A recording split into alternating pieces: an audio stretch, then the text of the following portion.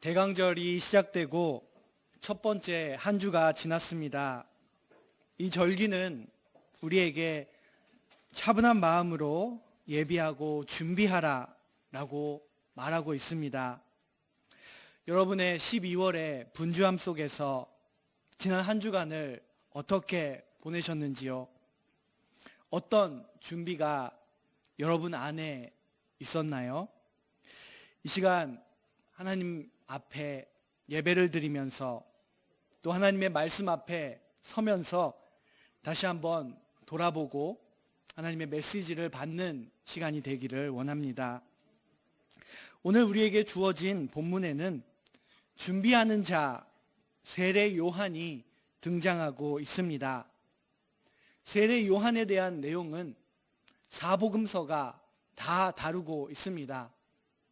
특별히 마태, 마가, 누가 이 세 권의 공관 복음서는 요한에 대해서 아주 유사한 그런 기록들을 하고 있습니다.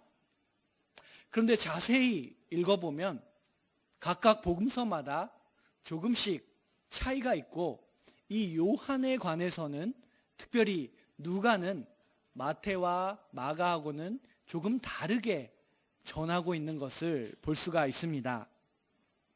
우리는 누가가 기록한 두 번째 책인 사도행전을 계속해서 읽어오고 있습니다. 누가는 본인 자신이 이방인으로서 예수 그리스도의 복음이 유대인에게만 있는 것이 아니라 그 복음이 어떻게 열방의 사람들에게, 모든 사람들에게 전해지게 되는지 관심이 있고, 그리고 누가가 있었던 신앙 공동체 안에는 아마 비유대인, 이방인 그리스도인들이 많이 있었을 것입니다. 그래서 누가는 이 요한에 대한 이야기를 전할 때에도 요한이 활동했던 시기가 로마에 지배하는 그 역사적이고 정치적인 세계 가운데 어느 시기였는지를 말하면서 요한에 대한 이야기를 하고 있다라는 그런 특징이 있습니다. 누가는 복음으로 마음이 매우 뜨거운 사람입니다. 그러나 동시에 그 복음이 들어가야 할 세상이 어떤 곳인지 알고 있고 그 세상을 향하여 그 뜨거운 마음을 들고 나아가는 사람이다라는 것을 알 수가 있습니다. 그런 누가는 오늘 본문 1절에서 이렇게 말하고 있습니다. 디베료 황제가 통치한 지 15해가 되었을 때, 그리고 분봉 왕들의 이름들이 나와 있습니다. 그 시대를 눈에 보이는 이 물질의 세계는 그 당시에 디베료라고 하는 황제가 군림하고 있었고 다스리고 있었고 15년의 시간이 지났을 때였다라고 말합니다. 그러나 그때에 하나님께서는 황제와는 다르게 하나님의 구원의 역사를 이루어 가셨다. 지금 이 복음서를, 누가복음서를 읽고 있는 그 수많은 민족들에게 당신들이 살아왔던 지금 이 세계, 이 상황에서 하나님은 역사하고 계신다라는 것을 전하고 그들을 이 복음으로 끌어들이려고 하는 누가의 마음이 전해지는 부분입니다. 그런 누가의 마음을 우리는 사도행전을 통해서도 알 수가 있었습니다. 그런 마음이 이 누가가 오늘 본문 끝절인 6절에서 이사야를 인용할 때에도 그 누가의 마음이 나타나 있습니다. 이것은 마태와 마가와의 차이라고도 말할 수 있는데요. 6절을 보면은 하나님의 구원하심을 말하면서 그는 모든 육체라고 말하고 있습니다. 이스라엘 혹은 유대인들에게 한정된 것이 아니라 하나님이 창조하신, 하나님이 그 코에 생기를 불어넣으신 모든 생명들, 모든 육체가 하나님의 구원하심을 보게 될 것이다 라고 누가는 그렇게 말하고 있는 것입니다. 공관복음서의 다른 마태와 마가에서 전하는 세례 요한은 그가 먼저 유대 광야에 있었다라고 말하고 있습니다. 잠시 참조하기 위해서 마태복음 3장 1절을 보면은 마태는 이렇게 말합니다. 그때 세례 요한이 이르러 유대 광야에서, 요한이 활동했던 곳이 유대 광야였다라고 말합니다. 또한 마태와 마가는 이 요한이 어떤 옷을 입고 있었는지, 어떤 음식을 먹고 있었는지를 말하고 있습니다. 마태복음 3장 4절을 보면은 이 요한은 낙타 털 옷을 입고 허리에 가죽띠를 띠고 음식은 메뚜기와 석청이었다라고 그렇게 말하고 있습니다. 누가도 이 요한이 광야에서 활동했다라는 것을 전하는데 개역개정 성경은 오늘 본문에서 광야라고 번역하지는 않고 빈들이라고 그렇게 번역을 하고 있습니다. 그러면서 요한은 그 복장과 식생활이 달랐는데 누가는 그것에 대해서는 말하지를 않습니다. 마태와 마가는 아마도 유대인들이 이 복음을 듣게끔 유대인들에게 더 다가가려는 마음을 갖고 이 복음서를 쓰지 않았을까, 그렇게 성경을 연구하는 학자들은 말하기도 합니다. 그래서 그런지 이 유대인의 눈에 봤을 때 너무나 특이한 낙타의 그 털 옷을 입고 있고, 그리고 허리띠를 메고, 그리고 메뚜기와 석청을 먹는 이 요한의 겉으로 보이는 부분에 대해서 마태와 마가는 기록을 합니다. 그런데 누가는 분명히 이 마가복음이 그렇게 기록하고 있었다라는 것을 알고 있었을 텐데 이 부분을 자신의 복음서에는 넣지 않았습니다. 이 누가의 요한의 외모에 대해서 언급하지 않는 부분을 통해서 누가가 전하려고 하는 작은 메시지를 듣게 됩니다. 우리도 때로 살아가다 보면 그 복장이 너무나 특이한 사람, 너무 특이한 음식을 먹는 사람들을 만날 때가 있습니다. 그런데 우리가 그런 만남 속에서 봐야 할 것은, 우리가 가져야 할 태도는 그 겉으로 보이는 것뿐만 아니라 그 사람 내면에 무엇이 있는지, 하나님은 이 나와 다른 이 사람을 통해서 나에게 무슨 말씀을 하고 계시는지 그 속에 있는 것을 보려고 하는 그런 태도와 마음가짐이 있어야 한다는 것을 작은 메시지로 들을 수가 있습니다. 마태와 마가와 동일하게 누가도 요한이 어떤 활동을, 그의 사역이 어떠한 것이었는지를 오늘 본문 속에서 기록하고 있습니다. 오늘 본문 3절을 보면은 죄사함을 받게 하는 회개의 세례를 요한이 전파했다. 이 사실을 말하면서 이렇게 요약한 세례 요한의 사역이 구약의 이사야 선지자가 예언했던 내용의 성취였다라고 오늘 본문에서 누가는 말하고 있습니다. 이것은 단순히 누가만 전하는 것이 아니라 마태도 마가도 복음서를 기록하면서 동일하게 기록하고 있는 하나의 관점이라고 말할 수 있습니다. 아마 마태, 마가, 누가가 이 복음서를 쓰게 됐던 초대교회의 그 신앙 공동체 안에는 성령의 계시와 지혜로서 세례 요한의 그 활동과 사역이 이사야의 예언과 이어진다라는 것을 아마 나중에 후대에 깨닫게 됐을 것이고, 그것이 단순히 개인의 고백이 아니라 초대교회 전체의 신앙 고백이 되었을 것입니다. 그런 신앙 고백을 누가도 동의하고 그리고 받아들이면서 오늘 본문 4절에서 선지자 이사야의 책에 쓴 바 광야에 외치는 자의 소리가 있어 이르되 너희는 주의 길을 준비하라, 그의 오실 길을 곧게 하라 라는 그 이사야의 말씀과 세례 요한을 연결짓고 있는 모습을 보게 됩니다. 그런데 세례 요한 본인은 과연 어땠을까라는 질문이 여기서 생깁니다. 과연 나중에 누가나 마태나 마가가 그렇게 고백했던 것처럼 요한 자신도 이사야서가 나를 통해서 이루어진다라고 생각하면서 활동을 했을까요? 세례 요한은 이사야서를 늘 교과서처럼 들고 다니면서 아니면 마음에 그 새기면서 일하고 행동했을까요? 사실 이 세례 요한이 이사야서를 얼마나 잘 알고 있었는지는 정확하게 알 수가 없습니다. 우리는 바울이 이사야서를 인용하는 모습을 볼 수 있고, 그리고 그가 가말리엘 문화에서 랍비가 되는, 바리새인이 되는 최고의 교육을 받았다는 것을 알고 있습니다.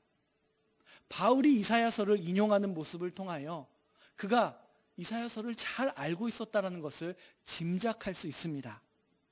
그런데 요한에 대해서는 알 수가 없습니다. 그 당시에 유대인들의 어린 아이들이 자라나는 환경을 생각해 본다면 아마 요한도 자랐던 동네에 회당, 시나고그가 있었을 것입니다. 그 회당에서는 단순히 예배를 드리는 것뿐만 아니라 어린 아이들, 남자아이들의 이 도라를 가르치고 선지서를 가르치는 교육도, 즉 학교와 같은 역할도 이 회당이 감당했습니다. 그래서 어쩌면 요한은 어린 시절 이 이사야서에 대해서 회당에서 들었을지도 모르겠습니다. 그리고 그 회당 학교에 어쩌면 요한의 사촌 동생인 예수가 있었을지도 모르겠습니다. 그런데 요한이 어느 정도 정말 전문적으로 이사야서를 이해하고 알고 있고 암송했을지는 우리는 알 도리가 없습니다. 다른 공간복음서의 기자들과 마찬가지로 누가도 나중에 이 요한의 활동을, 그의 사역들을 이사야서의 성취다라고 말했고 동의했습니다. 즉 누가는 요한을 광야로 이끌고 그로 하여금 독특한 복장을 하게 하고, 그리고 일반적이지 않은 식생활을 하게 한 것이, 그것이 요한 자신의 고백이 아니다라는 것, 그가 이사야서를 들고 이사야서를 외우고 그렇게 살아갔다라는 것이 아니라는 것을 누가도 알고 있습니다. 그렇다면 왜 요한은 광야에 있었을까요? 왜 요한은 그렇게 특이한 복장을 하고 그리고 메뚜기와 석청을 먹으면서 살았을까요? 누가는 그 이유에 대해서 오늘 본문에서 말해주고 있고, 그것은 이사야서가 아니다라고 말합니다. 요한 자신을 광야로 이끌고 광야에 머물게 했던 것이 무엇인지 오늘 본문 2절 말씀을 다시 한번 보겠습니다. 안나스와 가야바가 대제사장으로 있을 때에 하나님의 말씀이 사가랴의 아들 요한에게 임한지라. 누가는 하나님의 말씀이 빈들에 있는 요한에게 임했다라는 것을 말하고 있습니다. 그리고 누가는 이 사실에 감탄하고 있습니다. 누가는 이방인으로서 아마 이렇게 생각했을 것입니다. 역사 속에 많은 통치자들이 있었다. 정말 큰 권세를 갖고 있는 사람들이 있었다. 그러나 그들에게 하나님의 말씀이 임하지는 않았다. 하나님의 말씀은 권력을 가진 자들의 자리에 임하지 않았다. 누군가를 억압하고 탐욕을 채우는 상대로 삼는 그런 교만한 자들의 자리에 하나님의 말씀은 임하지 않았다. 하나님의 말씀은 밝은 불빛이 가득한 큰 도시에 임하지도 않았다. 여기서 누가는 하나님의 말씀이 요한에게, 빈들에 있는 요한에게 임했다라는 것에 큰 감격을 하고 있다라는 것입니다. 요한에게 임한 하나님의 말씀이 그로 하여금 안락한 집을 떠나 광야에 머물게 했고, 그리고 그 광야에서 살아가기 위해 자신의 복장을 바꾸게 했고, 그리고 식생활까지도 바꾸게 했다라는 것입니다. 요한의 삶, 그가 살아갔던 그 라이프 스타일에서는 그에게 임한 하나님의 말씀에 대한 요한의 열정이 얼마나 컸는지를 우리가 볼 수가 있습니다. 그렇다면 그 하나님의 말씀이 임한 요한은 무엇을 했을까요? 요한은 자신에게 임한 하나님의 말씀을 자신의 언어로, 자신의 표현으로, 즉 나의 말로 전하고 또 전했습니다. 요한은 이 요단강 근처를 찾아가서 사람들에게 전하기도 했고, 그리고 요한의 소문이 이스라엘에 퍼지자 사람들을 요한을 만나러 광야로, 때로는 요단강으로 찾아오기도 했습니다. 그런 사람들에게 이렇게도 저렇게도 자신에게 임한 하나님의 말씀을 요한은 전했다라는 것입니다. 그렇게 살다 보니 어느새 요한의 입이 열릴 때마다 그 입에서는 하나님의 말씀이 나오게 되었습니다. 요한의 일상 속에 나오는 말이 요한 인간의 말이 아니라 하나님의 말로 점점 더 바뀌어져 가는 모습이 그의 안에 있었을 것입니다. 요한은 자신을 찾아온 사람들을 때로는 격려하는 말로, 때로는 부추겨 세우는 말로, 또 때로는 큰 소리로 외치는 말로, 어느 때는 마치 간구하며 부탁하는 듯이, 또 어느 때는 지적하고 강하게 책망하면서 눈물을 흘리기도 하고 그들의 삶에 도전을 주면서 그는 다양하게 자신에게 임한 하나님의 말씀을 말하고 전하고 또 전했다라는 것입니다. 그것은 마치 요한이 자신의 삶에 있는 다양한 방향에 있는 구멍마다 그 모든 여러 채널과 구멍을 통해서 하나님의 말씀이 흘러가게끔 했다라는 그런 이미지로 생각할 수도 있습니다. 요한을 통해서 흘러나오는 그 하나님의 말씀을 사람들은 듣게 됩니다. 그리고 그 말씀에 사람들은 몸을 적십니다. 자신의 죄악을 그 말씀 가운데 씻어 나아갑니다. 그리고 어느새 그 말씀을 듣고 또 들었던 사람들도 변화되어서 이제는 요한을 통해서 전해지는 말씀이 아니라 나에게 직접 찾아오시는 하나님의 말씀을 구하고 듣게 되는 그런 놀라운 변화들이 이스라엘 가운데 일어나기 시작했다. 이것이 바로 요한의 회개의 세례의 사역이었다라는 것을 복음서 기자들은 말해주고 있습니다. 요한이 회개의 세례를 전했을 때 사람들은 누가 시켜서가 아니라 스스로가 얼마나 죄인인지를 깨닫게 되었고 회개하게 되었고, 그리고 요한에게 나에게 세례를 주십시오. 나의 옛사람은 이제 이 물속에 들어갈 때 죽게 될 것입니다. 그리고 이제 나는 새로운 사람으로 그 물속에서 나와서 예수 그리스도와 함께 살아가게 될 것입니다. 그런 고백을 하게 되었다라는 것입니다. 요한이 말씀을 전할 때 그 말씀은 그들의 살이 되고 뼈가 되어 그들의 일상의 크고 작은 선택을 바꾸게 했고 그들의 삶을 바꾸어 나아가는 힘이 되었다라는 것을 알 수가 있습니다. 이것이 바로 요한의 회개의 세례의 사역이었습니다. 이 사역은 우리가 생각하는 것보다 훨씬 더 그 당시에 이스라엘의 그 지역에 큰 영향력, 임팩트를 갖고 있었습니다. 그래서 당시에 큰 권력을 갖고 있었던 헤롯 왕조차도 이 세례 요한을 두려워했고 마음대로 하지 못했다라는 것을 알 수가 있습니다. 3절 말씀을 다시 한번 보면 요한이 요단강 북은 각처에 와서 죄사함을 받게 하는 회개의 세례를 전파했다. 사람들을 이렇게 바꾸어 나아갔다라는 것입니다. 그리고 이런 요한의 큰 영향력이 있었던 사역을 나중에 예수님의 십자가와 부활과 성령 강림을 체험한 초대교인들이 이것은 바로 이사야가 예언한 그 일이었다라고 깨닫게 되었던 것입니다. 그러면서 누가도 오늘 말씀에서 이사야의 말씀을 인용하면서 말합니다. 너희는 주의 길을 준비하라. 그의 오실 길을 곧게 하라. 이어지는 5절 말씀, 본문 5절에서 모든 골짜기가 메워지고 모든 산과 작은 산은 낮아지고 굽은 것이 곧아지고 험한 길이 평탄하여질 것이요 라고 말합니다.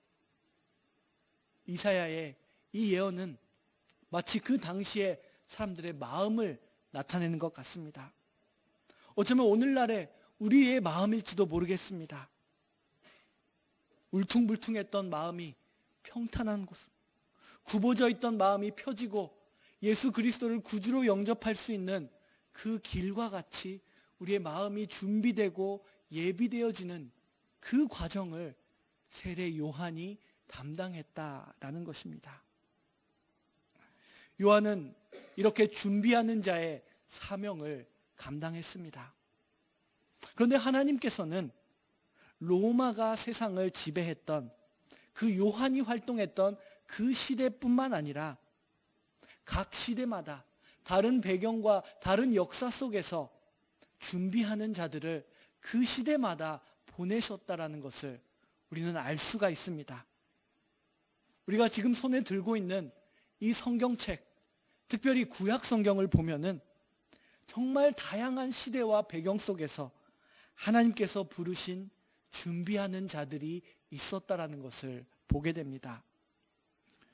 오늘 본문 가운데 우리가 보고 있는 세례 요한의 준비하는 자의 그 사역과 아주 울림을 같이 하고 있는, 공명하고 있는 구약의 한 선지자가 있습니다. 그 이름은 말라기입니다. 말라기 3장 1절을 보면은 이렇게 기록되어 있습니다. 만군의 여호와가 이르노라. 보라, 내가 내 사자를 보내리니 그가 내 앞에서 길을 준비할 것이요. 하나님의 사자로서 보냄을 받은 자, 그리고 하나님의 앞길을 준비하는 자, 말라기는 그 메시지를 자신의 예언을 통해서 전하고 있는 것입니다. 말라기가 활동했던 시대는 바빌론 포로기가 끝나고 다시 이스라엘 땅, 다시 예루살렘으로 귀환 돌아온 사람들이 성전을 재건한 후의 시대였습니다. 에스라, 느헤미야가 있었던 그 시대에 말라기가 예언자로서 활동했습니다. 그 당시 유다는 페르시아를 통하여, 바사를 통하여 지배를 받고 있었습니다. 많은 세금을 내야 했고 그때 일어난 기근으로 인해 백성들은 식량 부족으로 고통스러운 삶을 살았습니다. 그들의 삶이 너무 고달파서 종교 지도자들까지도 하나님은 과연 정말 우리를 사랑하시는 것일까? 그런 의문을 갖기 시작했던 시대였습니다. 그 시대의 말라기는 나의 사자, 말라기라는 히브리어의 뜻은 나의 사자, 나의 천사라는 의미를 갖고 있습니다. 하나님의 사자로서 부름을 받아서 백성들을 인간의 기준이 아닌 하나님의 기준으로 바르게 인도하는 그런 메시지를 예언을 했습니다. 바빌론 포로기를 경험하고 우리는 이제 충분히 깨달았습니다 라고 그렇게 스스로 자각하고 있었던 백성들에게 아직도 하나님께서 더 요구하시는 것이 있다.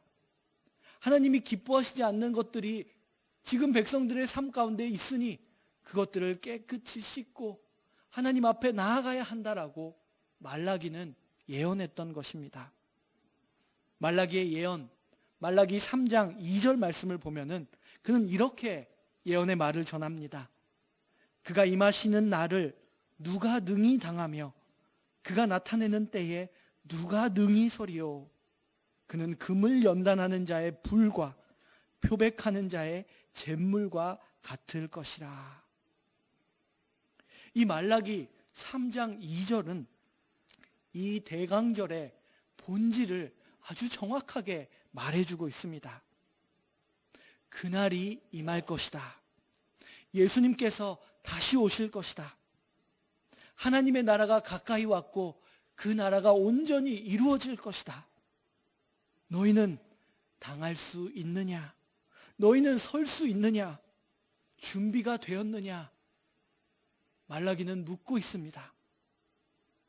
우리는 어쩌면 이런 준비의 기간을 생략하고 그냥 뛰어넘어서 바로 크리스마스로 가고 싶을지도 모르겠습니다. 왜냐하면 말라기가 말하는 이 준비의 과정은 너무나 힘들고 아플 수 있기 때문입니다. 말라기 3장 2절을 다시 한번 보시길 바랍니다. 금을 연단하는 자의 불, 표백하는 자의 잿물 같을 것이다 라고 말하고 있습니다. 영어 성경을 보니 NRSV에 그 번역을 보니 이 잿물, 표백하는 자의 잿물을 비누라고, 풀러의 비누라고 그렇게 번역을 하고 있습니다. 이 풀러의 비누라고 하는 것은 양털을 가공할 때 그 양털에 묻은 모든 더러운 것들을 깨끗하게 하는 그런 아주 특수하고 독하고 강한 비누라고 합니다. 그런 비누로 아주 높은 수준의 깨끗함을 얻어가는 과정, 준비하라라고 지금 말라기는 말하고 있습니다. 만약 우리가 연단하는 자의 불 속에 들어간다면, 표백하는 자의 이 독한 비누에 들어간다면 우리는 몸을 비틀면서 견디지 못할 것입니다. 이 금속을 연단하는 불은 보통 요리하는 불과는 달라서 매우 온도가 높습니다. 모든 불순물을 태워버려야 하기 때문입니다. 이 과정을 견뎌내기만 한다면 분명 깨끗하게 될 것이 분명합니다. 그런데 과연 누가 이 과정 속에 들어가려고 할 것입니까? 과연 누가 이것을 견딜 수 있겠습니까? 말라기의 이 질문에 대한 답이 바로 오늘 말씀의 메시지가 됩니다. 누가 견뎌낼 수 있느냐? 답은 우리가 할 수 있습니다. 입니다. 우리가 능히 그 과정을 견뎌낼 수 있습니다. 이것이 바로 대강절, 대림절의 메시지입니다. 아니 정말로요? 어떻게 우리가 그 과정을 견뎌낼 수 있다고 말할 수 있나요? 그렇게 말할 수 있는 이유는 우리가 혼자가 아니기 때문입니다. 우리를 부르시고 우리를 위해 그 비누를 준비하시고 우리를 위해 그 불을 떼시는 분이 우리와 함께 걷고 계신다라는 것입니다. 그것이 바로 임마누엘, God with us, 하나님이 우리와 함께 하신다라는 메시지입니다. 오늘 시온성가대의 찬양이 임마누엘의 노래였습니다. 우리가 이 연단의 과정을 견뎌낼 수 있는 이유가 바로 이 임마누엘 속에 있다라는 것입니다. 말라기는 3장 이어지는 9절에서 금보다도 은에 대해서 더 많이 말하고 있습니다. 3절을 보면은 그가 은을 연단하여 깨끗하게 하는 자 같이 또 금과 은같이 그들을 연단한다라고 말하고 있습니다. 금이 더 가치가 있는데, 금이 최고인데 왜 금보다 은이 더 많이 나와 있는 것일까요? 그것은 아마 말라기가 은을 연단하는 과정을 알고 있었기 때문일 것입니다. 은을 연단하고 불순물을 제거하는 과정에는 금보다 더 많은 육체적인 노동이 필요합니다. 그리고 은을 연단하는 사람은 그 뜨거운 불에 가까이 그 곁에서 지켜보면서 있어야만 합니다. 그래서 은을 연단하는 사람들의 손에는 화상이 있기 마련입니다. 그 은을 연단할 때 연단하는 자가 은 곁에 있는 것처럼 여호와 하나님께서는 우리를 연단하고 깨끗게 하고 준비시키실 때 우리 곁에 임마누엘로 함께 하신다라는 메시지가 담겨져 있습니다. 하나님이 함께 하십니다. 그것이 바로 이 준비되는 연단의 과정 속에 있는 약속인 것입니다. 누가 이 연단을 견딜 수 있습니까? 우리입니다. 하나님께서 함께 하시기 때문에 우리라고 우리는 대답할 수 있습니다. 우리의 고뇌 속에, 우리의 기쁨 속에, 고통과 또 무언가를 이루어 나가는 성취의 순간에 그때마다 하나님께서 임마누엘로 함께 하십니다. 우리가 곧 맞이하고 함께 축하하게 될 그 특별한 탄생, 성탄은 그저 먼 고대에 일어났던 한 사건이 아닙니다. 우리가 축하하며 경배하는 이 특별한 탄생은 우리의 매일의 일상 속에 주어지는 하나님의 약속입니다. 그 약속대로 하나님은 오늘도 임마누엘 하신다라는 것을 다시 한번 확인하고 축하하고 경배하는 날이 바로 크리스마스입니다. 우리와 임마누엘 하시는 그분과 함께 하나님의 말씀이 우리를 통해서 흘러나가게 하고 우리가 연단하며 준비하는 그런 대강절, 대림절을 함께 보내기를 원합니다. 기도하겠습니다. 아버지 하나님, 저희들을 사랑하시고 저희 곁에 계셔서 저희를 준비하게 하시니 참으로 감사합니다. 세례 요한, 말라기에 준비하는 자들을 보게 하시니 참으로 감사합니다. 저희 또한 저희들의 이 시대와 이 역사의 상황 속에서 하나님의 복음의 말씀을 들고 준비하는 자들로 살아갈 수 있도록 인도하여 주시옵소서. 예수 그리스도의 이름으로 기도드립니다. 아멘. 찬송가 523장입니다. 대강절이 시작되고 첫 번째 한 주가 지났습니다. 이 절기는 우리에게 차분한 마음으로 예비하고 준비하라 라고 말하고 있습니다. 여러분의 12월의 분주함 속에서 지난 한 주간을 어떻게 보내셨는지요? 어떤 준비가 여러분 안에 있었나요?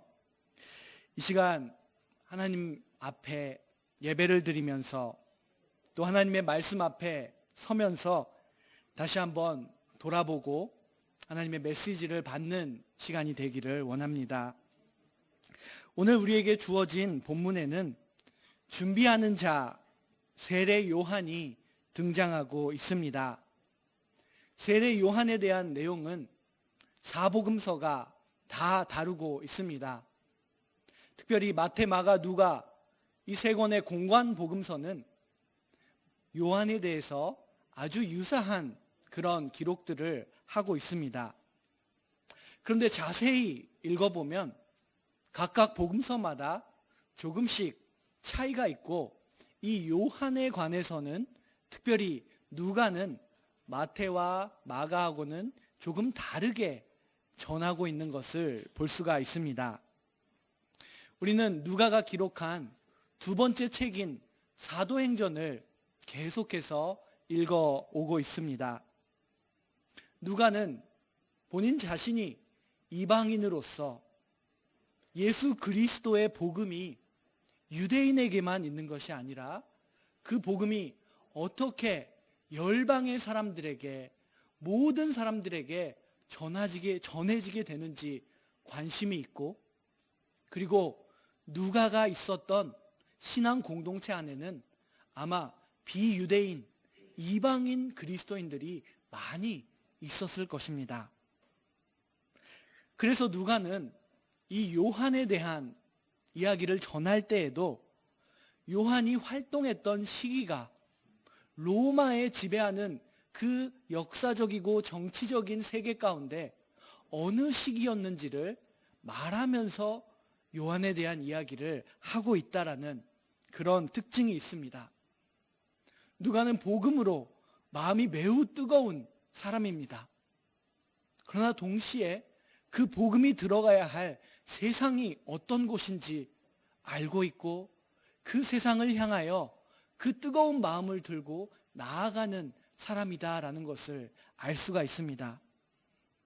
그런 누가는 오늘 본문 1절에서 이렇게 말하고 있습니다.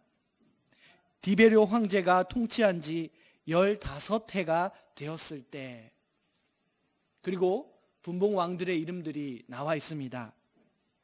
그 시대를 눈에 보이는 이 물질의 세계는 그 당시에 디베료라고 하는 황제가 군림하고 있었고 다스리고 있었고 15년의 시간이 지났을 때였다라고 말합니다. 그러나 그때에 하나님께서는 황제와는 다르게 하나님의 구원의 역사를 이루어 가셨다. 지금 이 복음서를, 누가복음서를 읽고 있는 그 수많은 민족들에게 당신들이 살아왔던 지금 이 세계, 이 상황에서 하나님은 역사하고 계신다라는 것을 전하고 그들을 이 복음으로 끌어들이려고 하는 누가의 마음이 전해지는 부분입니다. 그런 누가의 마음을 우리는 사도행전을 통해서도 알 수가 있었습니다. 그런 마음이 이 누가가 오늘 본문 끝절인 6절에서 이사야를 인용할 때에도 그 누가의 마음이 나타나 있습니다. 이것은 마태와 마가와의 차이라고도 말할 수 있는데요. 6절을 보면은 하나님의 구원하심을 말하면서 그는 모든 육체라고 말하고 있습니다. 이스라엘 혹은 유대인들에게 한정된 것이 아니라 하나님이 창조하신, 하나님이 그 코에 생기를 불어넣으신 모든 생명들, 모든 육체가 하나님의 구원하심을 보게 될 것이다 라고 누가는 그렇게 말하고 있는 것입니다. 공간복음서의 다른 마태와 마가에서 전하는 세례 요한은 그가 먼저 유대 광야에 있었다라고 말하고 있습니다. 잠시 참조하기 위해서 마태복음 3장 1절을 보면은 마태는 이렇게 말합니다. 그때 세례 요한이 이르러 유대 광야에서, 요한이 활동했던 곳이 유대 광야였다라고 말합니다. 또한 마태와 마가는 이 요한이 어떤 옷을 입고 있었는지, 어떤 음식을 먹고 있었는지를 말하고 있습니다. 마태복음 3장 4절을 보면은 이 요한은 낙타 털 옷을 입고 허리에 가죽띠를 띠고 음식은 메뚜기와 석청이었다라고 그렇게 말하고 있습니다. 누가도 이 요한이 광야에서 활동했다라는 것을 전하는데 개역개정 성경은 오늘 본문에서 광야라고 번역하지는 않고 빈들이라고 그렇게 번역을 하고 있습니다. 그러면서 요한은 그 복장과 식생활이 달랐는데 누가는 그것에 대해서는 말하지를 않습니다. 마태와 마가는 아마도 유대인들이 이 복음을 듣게끔 유대인들에게 더 다가가려는 마음을 갖고 이 복음서를 쓰지 않았을까, 그렇게 성경을 연구하는 학자들은 말하기도 합니다. 그래서 그런지 이 유대인의 눈에 봤을 때 너무나 특이한 낙타의 그 털 옷을 입고 있고, 그리고 허리띠를 메고, 그리고 메뚜기와 석청을 먹는 이 요한의 겉으로 보이는 부분에 대해서 마태와 마가는 기록을 합니다. 그런데 누가는 분명히 이 마가복음이 그렇게 기록하고 있었다라는 것을 알고 있었을 텐데 이 부분을 자신의 복음서에는 넣지 않았습니다. 이 누가의 요한의 외모에 대해서 언급하지 않는 부분을 통해서 누가가 전하려고 하는 작은 메시지를 듣게 됩니다. 우리도 때로 살아가다 보면 그 복장이 너무나 특이한 사람, 너무 특이한 음식을 먹는 사람들을 만날 때가 있습니다. 그런데 우리가 그런 만남 속에서 봐야 할 것은, 우리가 가져야 할 태도는 그 겉으로 보이는 것뿐만 아니라 그 사람 내면에 무엇이 있는지, 하나님은 이 나와 다른 이 사람을 통해서 나에게 무슨 말씀을 하고 계시는지 그 속에 있는 것을 보려고 하는 그런 태도와 마음가짐이 있어야 한다는 것을 작은 메시지로 들을 수가 있습니다. 마태와 마가와 동일하게 누가도 요한이 어떤 활동을, 그의 사역이 어떠한 것이었는지를 오늘 본문 속에서 기록하고 있습니다. 오늘 본문 3절을 보면은 죄사함을 받게 하는 회개의 세례를 요한이 전파했다. 이 사실을 말하면서 이렇게 요약한 세례 요한의 사역이 구약의 이사야 선지자가 예언했던 내용의 성취였다라고 오늘 본문에서 누가는 말하고 있습니다. 이것은 단순히 누가만 전하는 것이 아니라 마태도 마가도 복음서를 기록하면서 동일하게 기록하고 있는 하나의 관점이라고 말할 수 있습니다. 아마 마태, 마가, 누가가 이 복음서를 쓰게 됐던 초대교회의 그 신앙 공동체 안에는 성령의 계시와 지혜로서 세례 요한의 그 활동과 사역이 이사야의 예언과 이어진다라는 것을 아마 나중에 후대에 깨닫게 됐을 것이고, 그것이 단순히 개인의 고백이 아니라 초대교회 전체의 신앙 고백이 되었을 것입니다. 그런 신앙 고백을 누가도 동의하고 그리고 받아들이면서 오늘 본문 4절에서 선지자 이사야의 책에 쓴 바 광야에 외치는 자의 소리가 있어 이르되 너희는 주의 길을 준비하라 그의 오실 길을 곧게 하라 라는 그 이사야의 말씀과 세례 요한을 연결짓고 있는 모습을 보게 됩니다. 그런데 세례 요한 본인은 과연 어땠을까라는 질문이 여기서 생깁니다. 과연 나중에 누가나 마태나 마가가 그렇게 고백했던 것처럼 요한 자신도 이사야서가 나를 통해서 이루어진다라고 생각하면서 활동을 했을까요? 세례 요한은 이사야서를 늘 교과서처럼 들고 다니면서 아니면 마음에 그 새기면서 일하고 행동했을까요? 사실 이 세례 요한이 이사야서를 얼마나 잘 알고 있었는지는 정확하게 알 수가 없습니다. 우리는 바울이 이사야서를 인용하는 모습을 볼 수 있고, 그리고 그가 가말리엘 문화에서 랍비가 되는, 바리새인이 되는 최고의 교육을 받았다는 것을 알고 있습니다. 바울이 이사야서를 인용하는 모습을 통하여 그가 이사야서를 잘 알고 있었다는 것을 짐작할 수 있습니다. 그런데 요한에 대해서는 알 수가 없습니다.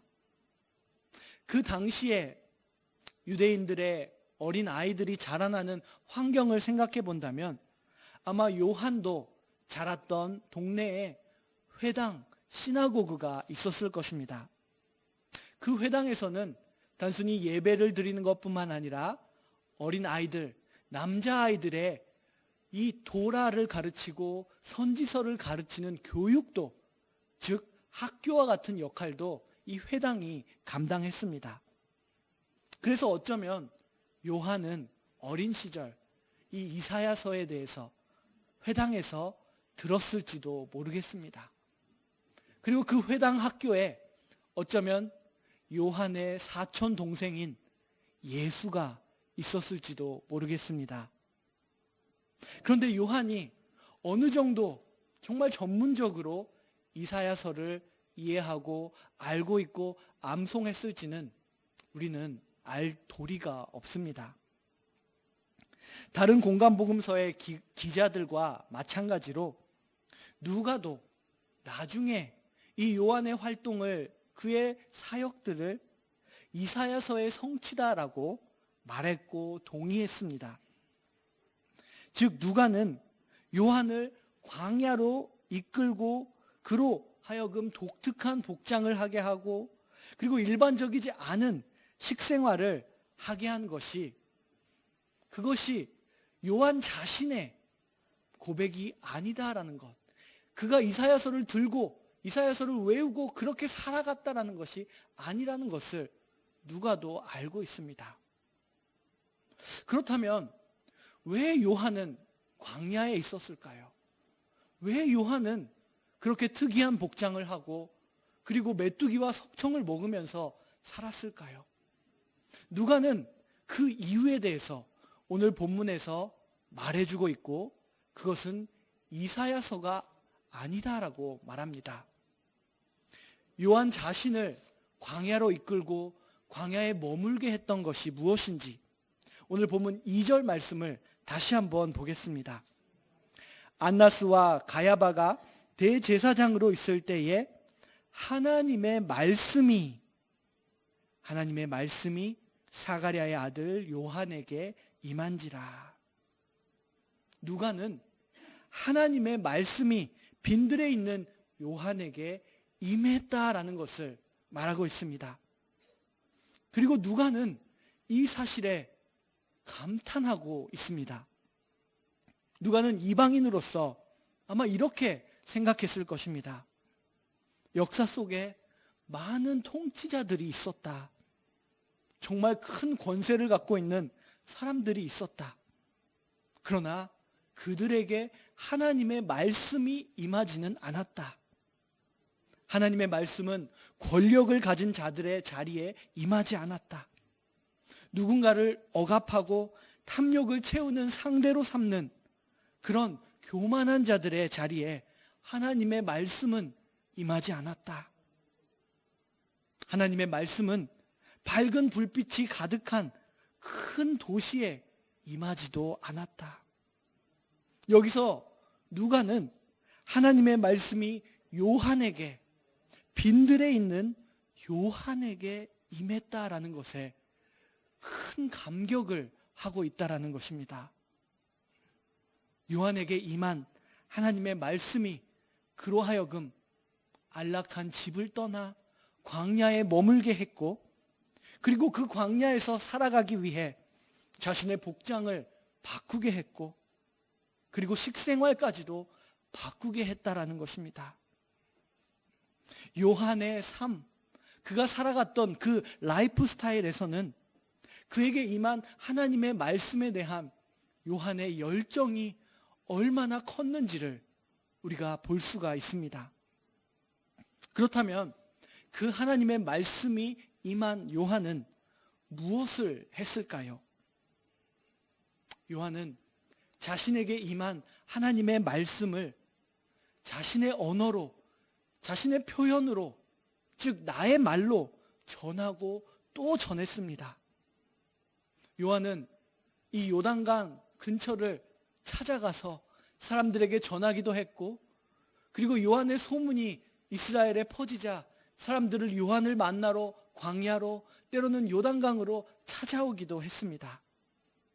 그런 사람들에게 이렇게도 저렇게도 자신에게 임한 하나님의 말씀을 요한은 전했다라는 것입니다. 그렇게 살다 보니 어느새 요한의 입이 열릴 때마다 그 입에서는 하나님의 말씀이 나오게 되었습니다. 요한의 일상 속에 나오는 말이 요한 인간의 말이 아니라 하나님의 말로 점점 더 바뀌어져 가는 모습이 그의 안에 있었을 것입니다.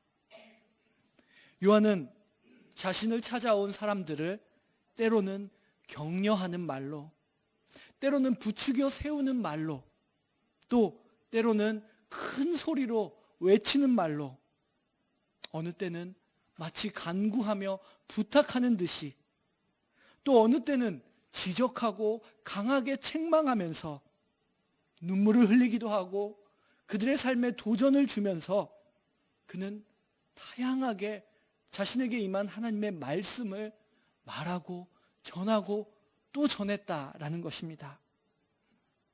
그것은 마치 요한이 자신의 삶에 있는 다양한 방향에 있는 구멍마다 그 모든 여러 채널과 구멍을 통해서 하나님의 말씀이 흘러가게끔 했다라는 그런 이미지로 생각할 수도 있습니다.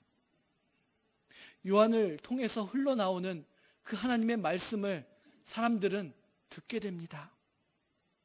그리고 그 말씀에 사람들은 몸을 적십니다. 자신의 죄악을 그 말씀 가운데 씻어 나아갑니다.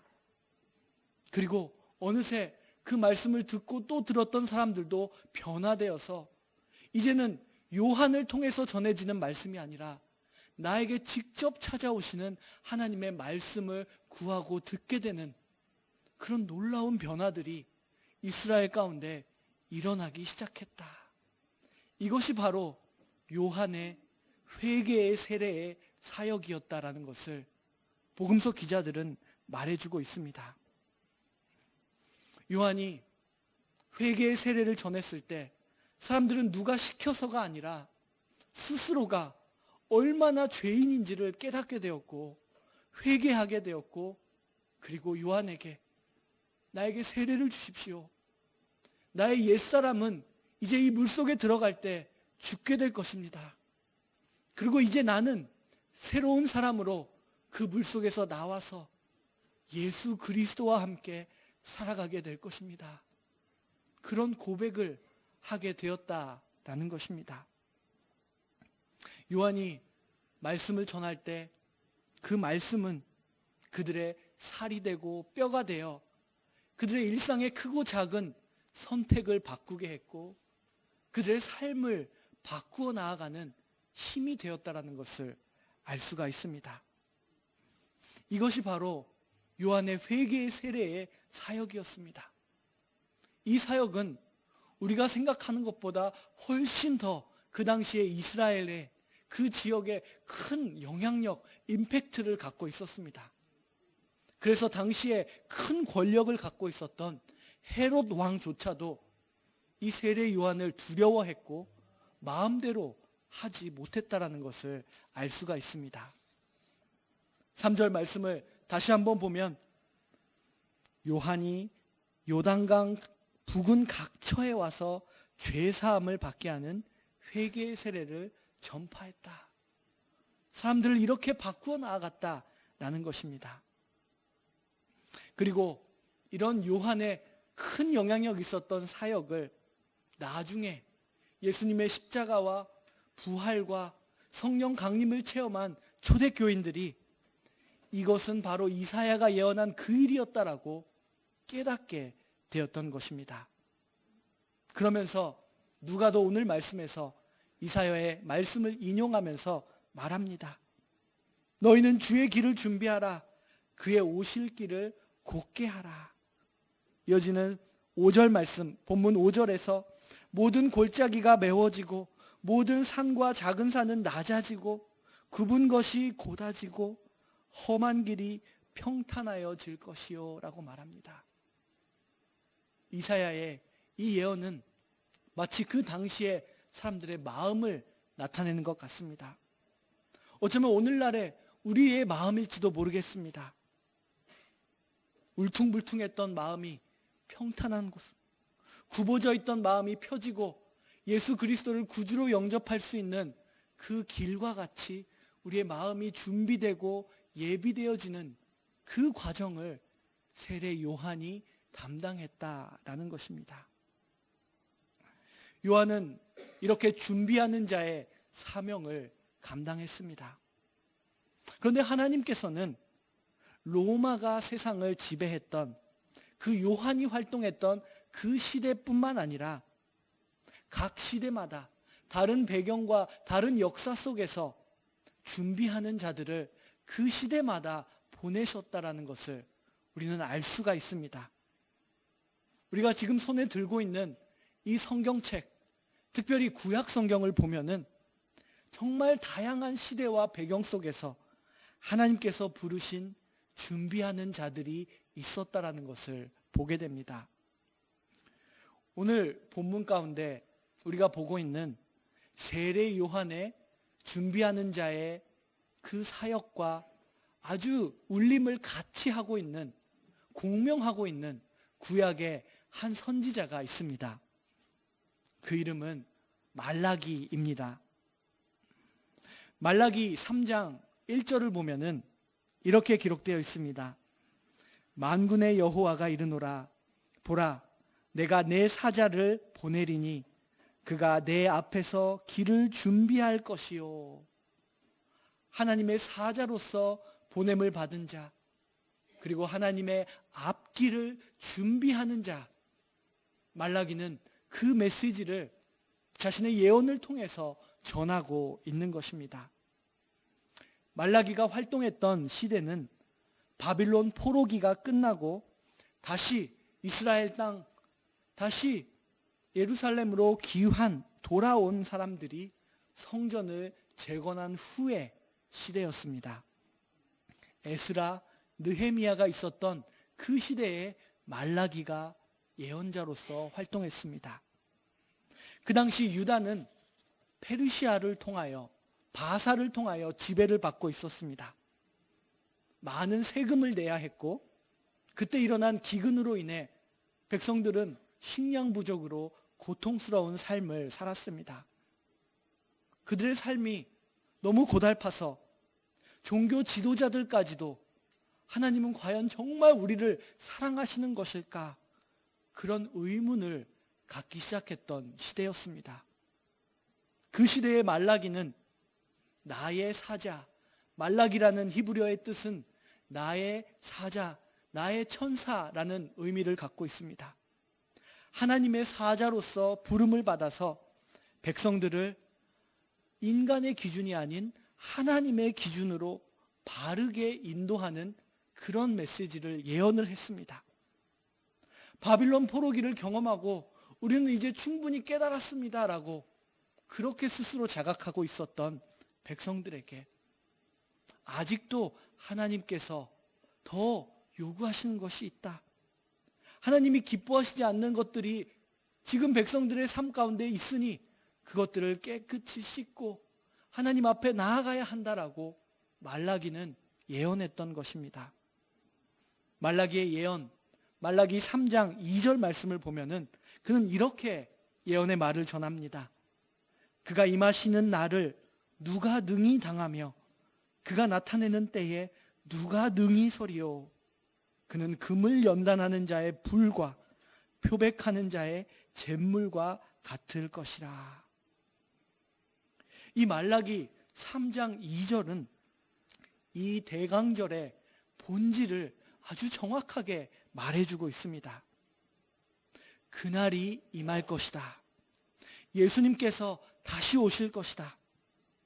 하나님의 나라가 가까이 왔고 그 나라가 온전히 이루어질 것이다. 너희는 당할 수 있느냐? 너희는 설 수 있느냐? 준비가 되었느냐? 말라기는 묻고 있습니다. 우리는 어쩌면 이런 준비의 기간을 생략하고 그냥 뛰어넘어서 바로 크리스마스로 가고 싶을지도 모르겠습니다. 왜냐하면 말라기가 말하는 이 준비의 과정은 너무나 힘들고 아플 수 있기 때문입니다. 말라기 3장 2절을 다시 한번 보시길 바랍니다. 금을 연단하는 자의 불, 표백하는 자의 잿물 같을 것이다 라고 말하고 있습니다. 영어 성경을 보니 NRSV의 그 번역을 보니 이 잿물, 표백하는 자의 잿물을 비누라고, 풀러의 비누라고 그렇게 번역을 하고 있습니다. 이 풀러의 비누라고 하는 것은 양털을 가공할 때 그 양털에 묻은 모든 더러운 것들을 깨끗하게 하는 그런 아주 특수하고 독하고 강한 비누라고 합니다. 그런 비누로 아주 높은 수준의 깨끗함을 얻어가는 과정, 준비하라라고 지금 말라기는 말하고 있습니다. 만약 우리가 연단하는 자의 불 속에 들어간다면, 표백하는 자의 이 독한 비누에 들어간다면 우리는 몸을 비틀면서 견디지 못할 것입니다. 이 금속을 연단하는 불은 보통 요리하는 불과는 달라서 매우 온도가 높습니다. 모든 불순물을 태워버려야 하기 때문입니다.